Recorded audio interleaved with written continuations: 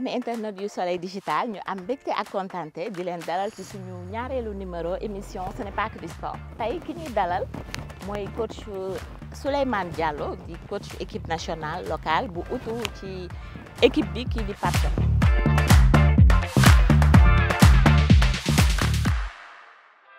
maa ngi leen di fay, c'est avec un grand plaisir que je vous accueille ici à la tanière locale donc maa ngi leen di sant di leen gërëm ci invitation. D'accord coach Souleymane Diallo nga nekk ci bopp équipe nationale locale bi bu yàggul dara dañu bëggoon nga wax ñu kan mooy Souleymane Diallo.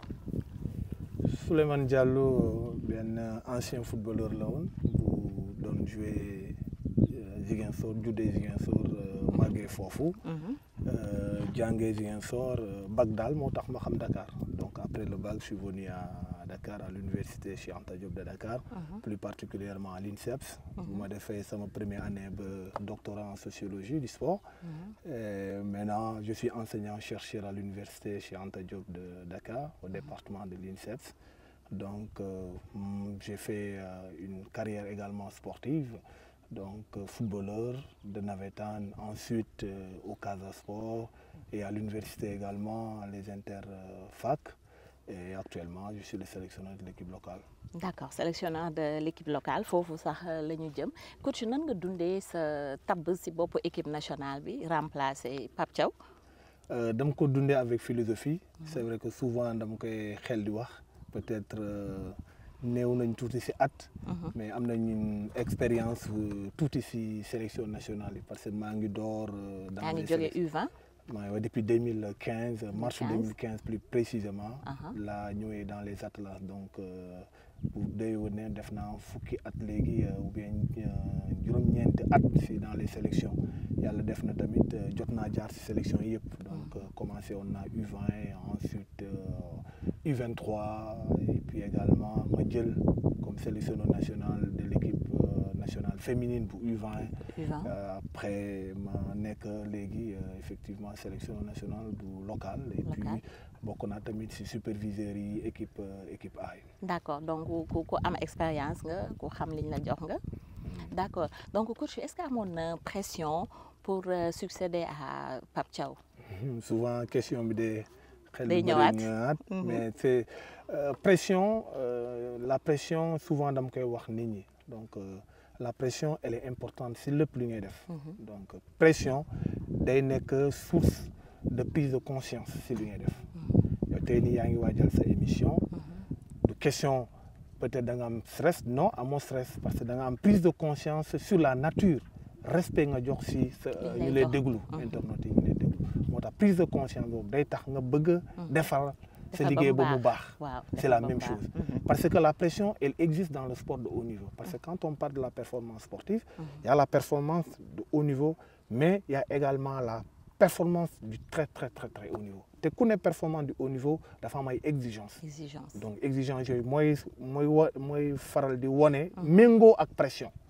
Mais en réalité de pression. Donc, parce que la pression, elle est négative si et seulement si tu ne parviens pas à identifier la source de la pression. Exactement. Mais si tu as une source de pression, tu sais la pression de de pression. Donc, c'est une prise de conscience, une prise de responsabilité. D'accord.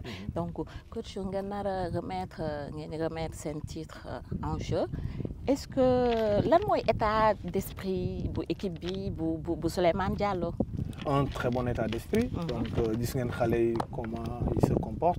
Donc un très bon état d'esprit ñu ngi ci liggéey. ci sérénité. ci sérénité sur accompagnement de la fédération sur accompagnement du directeur technique national donc un très bon état d'esprit mais état d'esprit boo xam ne daf ñuy jox une orientation. wax nga ko ci sa biir wax mooy dañuy dem défendre suñu titre. mais je t'emprunte le mot mooy on va mettre en jeu suñu titre. donc kuy dem ba mettre ce titre en jeu. vraiment dafay accompagner ak une certaine prise de conscience. donc xam naa exigence boobu moo tax ça nous mène dans un très bon état d'esprit. D'accord donc déjà fekk nañ la fii ngay jouer amical. yàgg waa Globe Sport la. Sport d'accord donc boo sañoon ban préparation la équipe bi di am. bon pour le moment ñu ngi proposition bu ñu def moom lañ nekk di dérouler. donc dañ ne bu ñu jógee éliminatoire yi. dañuy noppal ko benn semaine. waaw léegi bu ñu jëlee xale yi comme la plupart d'entre eux ñu ngi jouer ci seen club yi on va mettre une semaine de décharge. donc semaine bii lañ nekk mooy semaine de décharge on va mettre des matchs amicaux avec des équipes supposées pas faibles mais moins calibre comme ñin parce que c'est une semaine de décharge suba incha allah ñu bàyyi xale ñi dem en équipe. après bu ñu ñëwee à partir du 13 incha allah on va mettre en place un plan programme pour aborder la compétition bon ba fu ñuy wax ni effectivement lu ñu prévoir woon loolu lañ nekk di moom ngeen di déroulé d'accord donc mu amoon équipe boo àndaloon ba qualifié est-ce que yow da ngay maintenir équipe boobu wala est-ce que da ngay jox chance yeneen xale. oui parce que football la équipe nationale la elle est ouverte. ñëpp xaj nañ si. surtout loo xam ne ñëpp ko moom. ñëpp ko moom il faut que ñu xool maintenant loolu duñ ko ubbi pour ubbi ko. dañ koy ubbi en fonction lu ñu soxla pour dem jëfe donc poste yi ñu soxla. ñooñu la ñuy ciblé. dem jël leen ñoom directement ci championnat bi parce que boo xoolee effectivement am nañu championnat boo xam ne c'est relevé. xale yaa ngi football donc dañuy xool en fonction poste yi ñu soxla ñu dem jëli. joueurs yooyu ñu indi leen. maanaam actuellement yaa ngi def détection ci championnat bi. mooy semaine bi sax moo ñu prétexte ñu xool ci championnat bi. ñu indi leen semaine bi ñu xool leen dans le groupe en fonction ñun ñu bëgg a jouer quoi. d'accord donc tirage au sort war a am à 2 semaines. bu compétition bi est-ce que nekkul amul benn handicap tuuti pour xam yéen nan ngeen war a préparer woo. très bien bu ñu sañoon amoon ko teel a xam. teel ko xam parce que effectivement yooyu mooy tax sa soit adversaire yi ñu ngay jànkoonteel si kii bi si compétition bi nga orienter sa préparation en fonction. mën leen a jàng voilà équipe cible visionné voilà même au-delà de loolu sax. ngay jël match amicaux yi ngay prévoir. nga dem jël équipe yoo xam ne dañ méngoo ak ñooñu donc peut-être scoop la pour yow yaa ko teewee donc je suis retenu pour dem fekkee tirage bi incha allah. pour fekkee ko ñu may doog a invité à envoyer sama ordre de mission donc ça veut dire que incha allah le 13. dinaa dem fekkee ji. tirage au sort bi incha allah. d'accord donc pour yow Sénégal lan moo war a mën a nekk meilleur tirage am wala pire tirage am ban la ci kii. souvent damay xaw a xuloo ak seen xarit si loolu meilleur tirage amul pire tirage amul. actuellement équipe yoo xam ne qualifié nañu rek. ça veut dire que ay équipes yi baax lañu. d'accord donc toutes les équipes aujourd'hui se valent en Afrique boo toogee di bëgg a tànn équipe bu baax ak équipe bu bon rek day xaw a forcer un peu moo tax it booy dem ci genre jongante yi dañuy ne nga sukkandiku si lu bëri si yow loo bëgg a def. am na solo si genre compétition yi donc yow nga sukkandiku si lu ëpp donte di nga jël adversaire en compte mais pàcc bi da ngay réserver pàcc bu bëri si yow nan nga bëggee aborder sa compétition actuellement si loolu lañ nekkee. D'accord donc coach, une chose est d'arriver au sommet mais une autre est de le maintenir est-ce que challenge boobu nan ngeen ko nar a dundee. Oui, c'est très très difficile. Arriver au sommet, il paraît que c'est très facile, mais il demeurait mon gën a métti. Mais aujourd'hui, am nañu jumtukaay xam nga suñu ñuy sukkandiku encore une fois olof mandin la. am nañu ay wéeruwaay yu ñuy sukkandiku yoo xam ne buñ si taxawee am nañ yaakaar ni war nañ mën a def résultat yu baax tey boo xoolee am nañ fédération boo xam ne elle est expérimentée. On a aujourd'hui si fédération bi un directeur technique qui est chevronné ko xam ne liggéeyam. Yacine Mar donc tey tamit am nañ sax ay presse. boo xoolee nu ñuy aborder maintenant la compétition dañuy méngoo ñoom sax seen démarche avec au niveau démb ak tey xaw ma ñaata appel la recevoir de la part de la presse pour vraiment def immersion fii donc ça veut dire que ñoom xam nañu équipe dañ koy gunge. dañuy accompagner groupe équipe donc presse bi si boppam mi ngi jouer rôle am si loolu donc ça veut dire que équipe Sénégal moo màgg dans le domaine du sport compartiment yëpp xam nañu ñoom ku nekk li nga mën a jouer parce que performance sportive souvent dama koy faral di wax dafa constituer ay paramètres yu bëri am na ay facteurs internes facteurs externes donc facteurs externes yooyu léegi nit ñi ngi am prise de conscience ni ñoom bokk nañu si loolu c'est l'occasion effectivement rafetlu loolu tamit. D'accord donc am na mu nar a nekk sa première participation yow ban défi moo lay xaar sa défi lan la. Entraîneur objectif yi. xam nga entraîneur l'entraîneur est fait de la vie de l'entraîneur elle est faite de défis. de défi. parce que àdduna ñetti zone moo am. ñetti zone. zone de panique zone de confort et zone de défi te ñu ne entraîneur boo bëggee yàgg. na nga nekk ci zone de défi. D'accord. Il faut pas trop être dans la zone de confort nekk ci sa confort bëgg jàpp. mais boo bëggee durer bëgg a def ay résultats probants. na nga xaw a yàgg dans la zone de défi parce que la zone de panique baaxul. mooy première étape. donc aujourd'hui bu ñu la nee am nga défi pour man da ngay mobiliser moyens yu war a mën a tax nga relever défi pour citer comment dirais-je Rigobert-Song qui disait si tu sais que tu es en danger tu n'es pas en danger. C'est ça. C'est quand tu sais que tu penses que tu n'es pas en danger que tu es en danger. Exactement. Moi, je sais que je serai attendu. Si. On va mobiliser les efforts, nous tous, les Sénégalais, pour que nous présentions la meilleure équipe possible. D'accord. Donc, am na ginnaaw benn séminaire bu ma amoon DTN bi demandé na la nga joxe encore plus. yow nan ngay. waaw xam nga loolu moom mooy liggéeyam parce que effectivement moom mooy suñu kilifa. moom mooy yore kaddu fédération bi. maintenant dinañ xool parce que compétition yi dañu bëri te uute. compétition yi mun nañu niro mais ñu uute. donc c'est vrai que bu jeexee ba jeex match la bu nekk ci biir terrain mais ni ngay aborder phase préparation. doo ko aborder compétition proprement dite. nooy aborder compétition proprement dite probablement. da nga koy sende ak ay pàcc premier tour am na yàlla def deuxième tour am na demi-finale am na finale am na donc pàcc bu nekk wala moment bu nekk daam noo ngi koy aborder mais yooyu yëpp day bokk ci benn cadre général de préparation te fan pour le moment ci période boobu la ñu toog. yéen a ngi see d'accord Souleymane Diallo lan mooy mot d'ordre bi say xale lan nga leen digal loo leen wax. se faire plaisir. se faire plaisir. parce que c'est hyper important pour man. opportunité bu raw opportunité bu leen di offert boo xoolee exemple ñu defoon CHAN bi passé ñaar rek ñoo fi des. ñaar rek fi des donc aujourd'hui am nañu opportunité boo xam ne duñ ko gaaw am parce que déjà sax pour mu am il faut mu am ñaar at te carrière football dafa gaaw bu gaaw boo xam ne toog ñaar at dara wóoru si incertitude donc boo amee possibilité rek pour man da nga koy war a exploiter.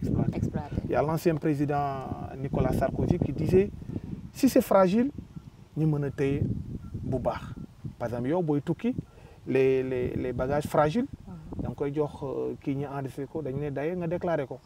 donc boo xamee sa carrière dafa fragile dafa inscrit si benn fil bu ndaw foofu nga war a mën a jëfandiku baax nga xam ne lii bu daggee bu daanee day toj fu mu jàpp mu dëgër donc bu ñu jëlee prise de conscience ñi xam ne c'est notre carrière qui est en jeu et ça se tient sur benn bout rek day yokk une prise de responsabilité mais par contre il faut pas mu nekk pression prise de responsabilité. D'accord waaw coach donc Souleymane Diallo. lan la gën a bëgg ci àddunaam. lan la gën a bëgg sa àdduna. sama àdduna bon man c'est vrai que du ma génn lu bëri c'est un peu casanier bëgg naa bon en fait. sa loisir lan la ginnaaw. sport. souvent damay tooñ samay collègues yi man sama loisir mooy sama profession man maa ëpp chance ci àdduna sama loisir mooy sama profession c'est-à-dire sama liggéey mooy sama passion. mooy sa passion. donc je suis enseignant en didactique du football. football mooy sama sama passion. football laay fayeeku. d'accord donc coach si biir sa parcours bi nga jot a dund. des fois mu am ay regrets wala yoo xam ne tey jii bu ñu la ne woon maanaam bu amaatoon ñu ne la ndax bu amaatoon di nga ko defaat wala da nga koy maanaam leneen ngay def ndax am na loo jot a dund si sa parcours loo xam ne yaa ngi koy regretter te si c'était à reprendre à refaire doo ko def. du ay regret expérience la. expérience. dans la vie il faut jamais regretter il faut considérer ce passé-là ce soi-disant regret comme étant une expérience parce que elle vous servira dans le futur. dans le futur. donc moo tax damay jàpp ni c'est des expériences, c'est des étapes de vie. Et modestie à part, je prends trop au sérieux ma vie, mon paraître, mes actions. Je ne veux pas que demain, qu'on me dise « Ah, j'avais fait ça ». Je suis très exigeant dans ça. Donc, c'est important. Très regardant. Oui, je suis très regardant, voilà. Merci pour l'expression, je suis très regardant. Dans le passé, ma relation, ce que je fais, je suis très exigeant dans ça. C'est pour que demain, que je n'ai pas d'expérience négative, même s'il n'y a pas une expérience négative. Mais que j'ai des supports pour que dans le futur, je sauter étape boobu. D'accord donc coach yàggoo ci bopp équipe bi maanaam yàggoo ci noonu relation bi ak joueur yi lan la. waaw souvent ñu ne il est très exigeant c'est normal xam nga ay doomu jàmbur. coach daa am caractère. Oui, bon, souvent, voilà, il faut les... C'est normal, parce que tamit yëfi nation la ñu am. tey nii xaalis bu ñu may fay sa impôt la ñuy dagg, par exemple. Donc, c'est toute une nation. C'est normal. te dañ ma tànn si fukk ak juróom ngeen je sais pas ñaata nit pour nga jiite. Donc, booy jiite, il faut que mu am lu muy àndal. Mais dans le travail, le rapport c'est très bien parce que la plupart des garçons jot naa leen entraîner avant ñuy ñëw may daje ñëw équipe nationale ñeneen daje nañu si yeneen catégorie donc moo tax it le rapport très jafewul noonu. waaye ay xale yu góor rek nga yor leen xam nga xale yu góor yi ak seen foot des fois est-ce que yomb na. waaw yombul mais xam nga nag hormis notre manteau d'entraîneur on est des enseignants aussi donc il y a la pédagogique il y a l'approche pédagogique boo xam ne am na solo dans la relation. Le management, donc j'ai eu la chance également de faire un diplôme en management CIS FIFA. Donc la gestion du groupe elle est importante. Donc yooyu boo amee support yooyu am ressort yi ngay basé wu rek surtout cadre bi na leer c'est-à-dire lépp luy def nay leer. yaa ngi ni bu ngay ñëw préparer sa émission bu baax mu leer xam rubrique yi ngay aborder ñëpp buñ ko kiiyee bu ma naroon dugg si benn rubrique rek di nga ma cadrer pour ma ñëw en fonction sa sommaire bi. C'est la même chose. Donc ay xale lañ da nga leen war a di recadrer à chaque fois créer benn cadre boo xam ne doo ko imposer mais da nga koy partager ak ñoom mais buñ demee ba d'accord si cadre bi lañ bëgg a wéngoo nag maintenant ngay jël ay décision jël ay sanction c'est-à-dire doo imposer kenn dara ni ñëw gars yi nii lañ bëgg ñu def acca wax leen jox leen seen avis mais buñ demee ba tënk dara nag je suis très regardant.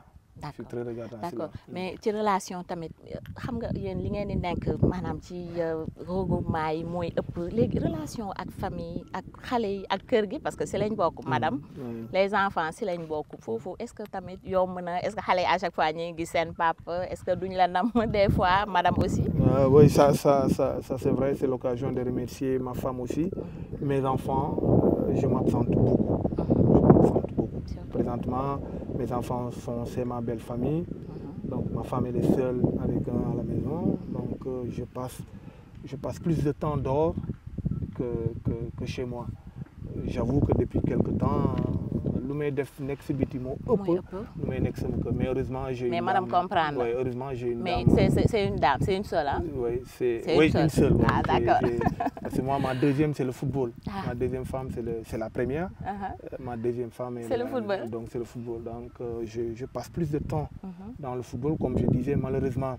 C'est-à-dire sama passion mooy sama liggéey. Donc j'y accorde beaucoup de temps, beaucoup d'importance. Et d'ailleurs, une des raisons, heureusement, j'ai une dame qui me soutient, qui est compréhensive et s'en fout de moi. Le plus important, c'est qu'elle sait aussi que nous avons un travail très exigeant, mais elle me facilite le travail, la tâche, et c'est l'occasion de la remercier. Mais j'ai des enfants également, jeunes certes, mais que j'aime bien, mais je n'ai pas le temps souvent d'être avec heureusement que j'ai ma belle famille qui est là, ma femme également disponible, mais après, voilà. Mais on se bat également pour essayer de les mettre dans de très bonnes conditions. Donc, la famille entière, elle est consciente que vraiment, nous sommes là pour leur avenir. D'accord. D'accord. Lan mooy sa plat préféré? Kaldu. kaldu kaldu comme Joola. Comme Joola voilà. Comme saucé D'accord, en kaldu bon saucé. ak bisaab. Ak bisaab bu weex bi. Voilà un bon saucé j'aime le kaldu. Le kaldu d'accord. Sa passion non li nga gën a maanaam lan mooy sa défaut. Je me fâche vite. Ah bon? Je me fâche vite. C'est pas bien. C'est pas bien. Ouais, il m'arrive de faire 2 rakas, prier pour diminuer ça. Je suis impulsif. C'est pas bien. Je sais que c'est pas bien. C'est pourquoi d'ailleurs je sors pas beaucoup. Je fréquente pas beaucoup. Mais j'ai pas de problème. Sauf que voilà, c'est ça. Mon défaut c'est ça. Je me fâche vite. Souvent ma femme me fait la remarque. Tu t'énerves vite. Mais c'est vrai, je suis trop calme. Trop calme. C'est pourquoi je m'énerve pas. Tu peux pas voir que je suis énervé. Donc parce que je sors rarement. Je sors rarement. Je suis toujours à la maison. Voilà, si je sors, c'est peut-être le match, aller suivre le match. Ou bien quelqu'un me disait, mais toi, on ne te voit pas. On ne te voit que dans la voiture et dans les stades, oui. Pour la plupart du temps. D'accord. Donc, wow. Donc, en dehors de, par exemple, football, bi, la famille, est-ce que am nga ay fréquentation yoo xam ne des fois nga dem comme waa Casamance nga des fois ngeen génn dem ci grand place yeeg affaire yooyu. Dakar fii non. waaw Dakar fii non je duma génn lu. doo dem fenn bëri waaw Dakar fii à part terrain. terrain kër ga voilà aw ma fréquentation à Dakar. Mais des fois bu ñu demee Tabaski à Ziguinchor on a des amis d'enfance ñoo xam ne ñu dem jouer lendemain Tabaski souvent pour la plupart comme suñu kër mooy grand place bi. Donc les gens venaient souvent man it may dem leen rendre visite. Donc ici à Dakar à part quelques jours 2 amis ñi ñëw kër ga les dimanches. Donc bu ñu amul match. bu ñu tegoon Souleymane Diallo ci benn île boo xam ne dañ ko naan benn nit kese nga fi war a nekkal. benn nit kese. Ma femme su booba ta femme. Ouais. D'accord. Ma femme. waaw coach merci ñu lay jaajëfal ci émission bi. voilà kontaan nañu vraiment.